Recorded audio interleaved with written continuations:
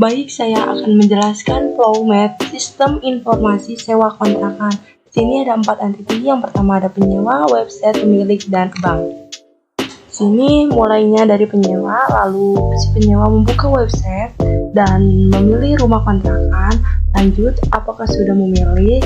Kalau sudah, penyewa bisa memesan pintu kamarnya, dan kalau belum, penyewa akan memilih kontrakannya lagi.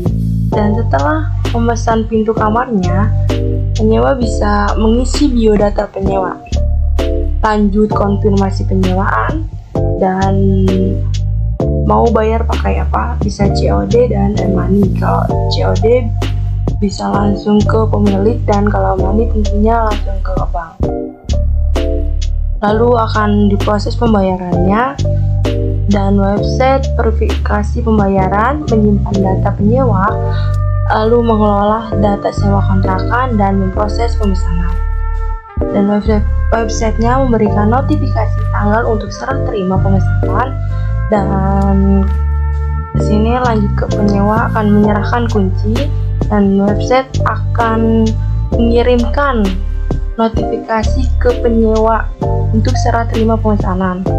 Lalu selesai. Terima kasih.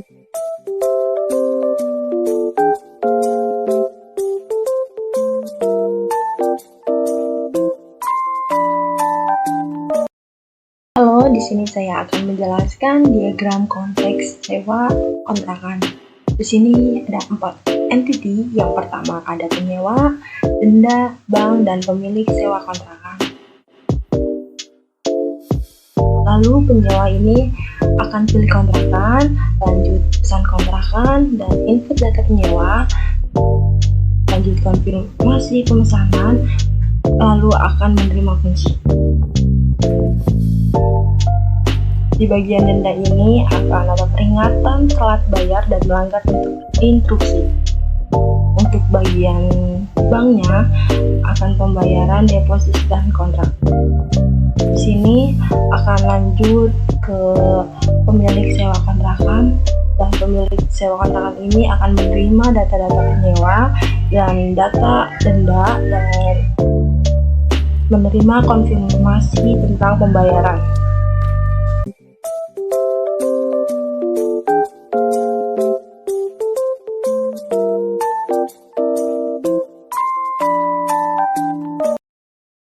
Hai, di sini saya akan menjelaskan tugas ketiga saya, yaitu normalisasi sistem sewa kontrakan. Pertama, di sini kita ada kode penyewanya, yaitu berupa atribut. Ada ID penyewa, nama penyewa, alamat penyewa, nomor telepon, dan email. Lalu dia akan terhubung ke kode kosan, yang itu ada data-datanya. Yang pertama ada kosan ID, nama kosan, alamat kosan, tipe kamar, dan fasilitas. Lalu di sini akan terhubung dengan harga kosannya, ada harga ID, harga sewa. Lanjut sini akan terhubung ke kode sewanya, yaitu ada sewa ID, penyewa ID, kosan ID, tanggal mulai, tanggal selesai, dan status pembayaran. Lanjut ke kode alamat penyewa, ada kota, provinsi, dan kode pos. Dan yang terakhir dia terhubung ke kode pembayaran, yaitu ada pembayaran ID, sewa ID, tanggal pembayaran, jumlah pembayaran, dan metode pembayaran. Baik, sekian dari saya. Sampai jumpa.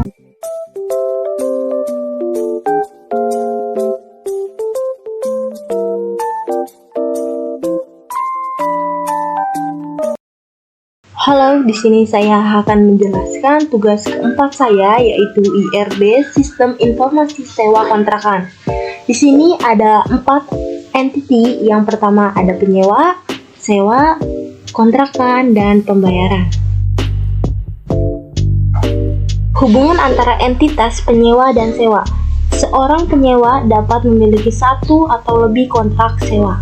Setiap kontrak sewa harus terhubung dengan satu penyewa, hubungan satu antara penyewa dan sewa. Di sini atribut penyewa ada nama, ID penyewa, alamat, nomor telepon, dan email. Penyewa akan terhubung ke sewa. Lalu setiap properti kontrakan dapat disewakan kepada banyak penyewa pada waktu yang berbeda. Setiap kontrak sewa berhubungan dengan satu properti kontrakan, hubungan satu antara kontrakan dan sewa. Di sini atribut sewa ada ID sewa, tanggal mulai, ID kontrakan, ID penyewa, total harga, dan tanggal berakhir. Lanjut terhubung ke kontrakan. Di sini atribut kontrakannya ada alamat, harga sewa, ID kontrak, status, dan deskripsi.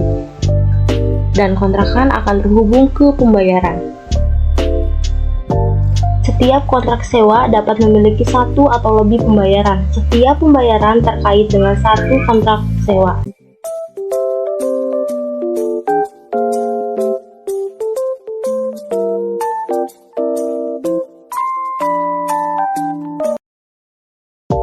Hai, di sini saya akan menjelaskan tugas kelima saya, yaitu kamus data untuk sistem informasi sewa kontrakan.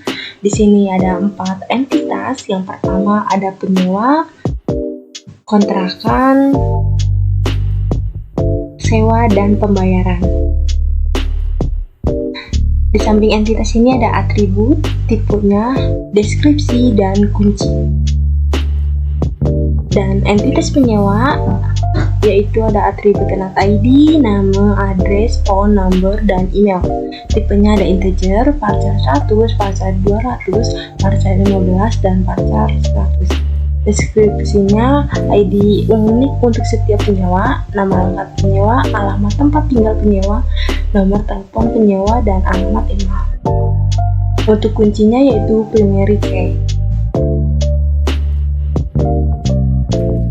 Dan penyewa ini terhubung ke sewa. Lalu di sini ada entitas kontrakan dengan atribut property ID, address, description, rental price, dan status. Tipenya ada integer, varchar 200, teks, desimal 10,2, dan varchar 20. Untuk deskripsinya, ID unik untuk setiap properti kontrakan, alamat properti kontrakan, deskripsi singkat tentang properti kontrakan, harga sewa bulanan untuk properti kontrakan, dan status properti kontrakan. Untuk kuncinya sama, yaitu primary key, dan kontrakan ini terhubung dengan sewa. Lalu ada entitas sewa dengan atribut rental ID, start date, end date, total price, tenant ID, dan property ID. Dengan tipe integer, date, desimal 10,2, integer, dan integer lagi. Untuk deskripsinya, ID unik untuk setiap kontrak sewa, tanggal mulai sewa, tanggal berakhir sewa, total harga sewa untuk periode tertentu, ID penyewa yang menyewa properti, dan ID properti yang disewa. Untuk kuncinya, sini ada primary key dan progen key. Dan untuk sewa ini terhubung ke pembayaran. Untuk pembayaran, sini ada atribut payment ID, payment date, payment amount, payment method, dan rental ID. Di sini dengan tipe integer, date, desimal 10,2, varchar 50, dan integer. Untuk deskripsinya, ID unik untuk setiap pembayaran, tanggal pembayaran dilakukan, jumlah pembayaran, metode pembayaran, dan ID kontrak sewa yang dibayar. Untuk kuncinya yaitu ada primary key dan progen key. Baik, sekian dari saya. Terima kasih. Bye. Thanks for watching.